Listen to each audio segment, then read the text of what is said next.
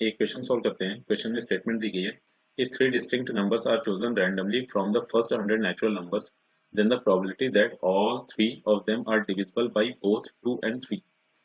तो यहाँ से अगर हम देखें तो स्टेटमेंट अपने पास ये गिवन है कि 100 नेचुरल नंबर्स दिए गए हैं। इन 100 नेचुरल नंबर्स में से हमने 3 नंबर सेलेक्ट किए और ये जो 3 नंबर्स हमने सेलेक्ट किए हैं वो 2 and 3 दोनों से डिविजिबल है। तो इस चीज़ की प्रोबेबिलिटी क्या है? तो एक काम करते हैं, इस गिवन इवेंट की प्रोबेबिलिटी इवेलुएट करने के लिए क्लासिकल डेफिनेशन ऑफ प्रोबेबिलिटी का इस्तेमाल कर लेते हैं।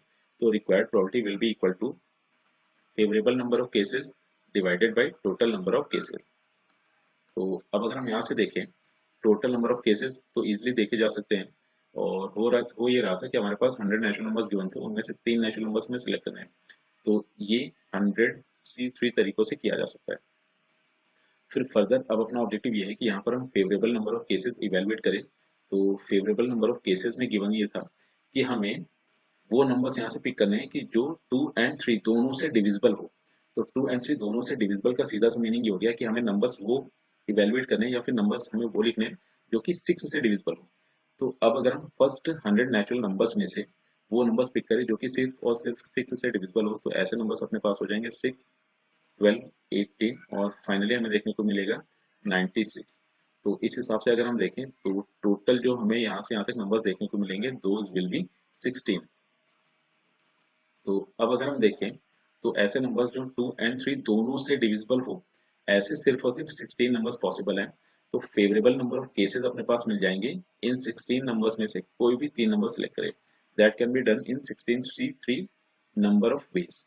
तो अगर हम यहाँ से देखें तो फेवरेबल नंबर ऑफ केसेस तो अपने पास हो गया 16C3 और टोटल नंबर ऑफ केसेस अपने पास हो गया 100C3। तो ये यही इस क्वेश्चन में अपनी रिक्वायर्ड प्रॉपर्टी होगी। तो एक काम करते हैं, ये जो आंसर मिला है इसे थोड़ा सिंपलेस्ट फॉर्म में लिख लेते हैं।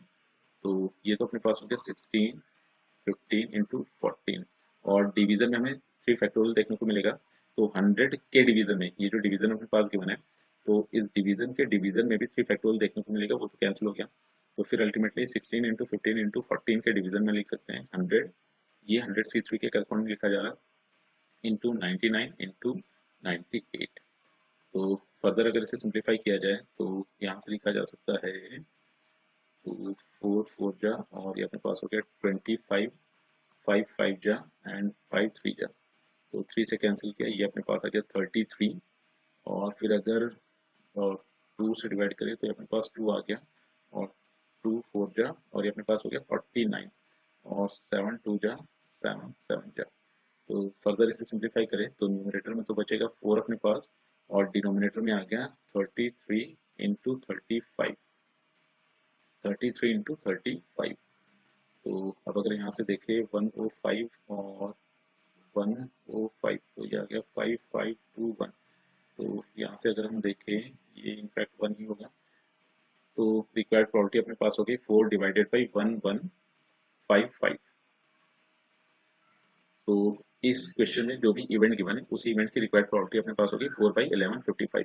तो इस हिसाब से देखें इस क्वेश्चन में option D is the correct choice.